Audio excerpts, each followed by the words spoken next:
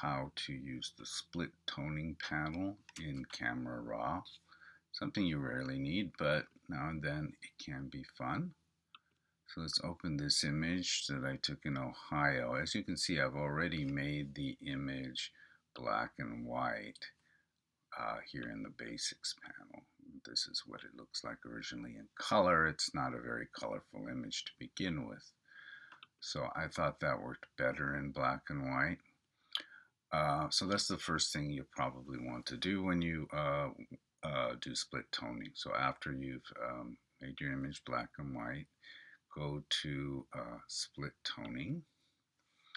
And basically what it means is you're going to add some color to the highlights and the color cast to the shadows.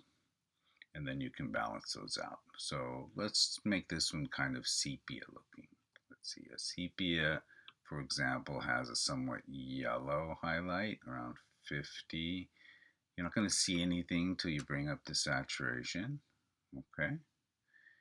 So you see how that's getting more and more yellow as I move the saturation. It's sort of like you've bleached it with sepia toner. Down here, I'm going to make the shadows kind of red, which is also a quality of sepia toning. They have that copper kind of color. So I don't need to go very far with the saturation to accomplish the sepia toning effect. Then I can balance out the highlights and the shadows just where I want it to be. And you can see in just a few minutes I've created a sepia toned looking image. Here's the before.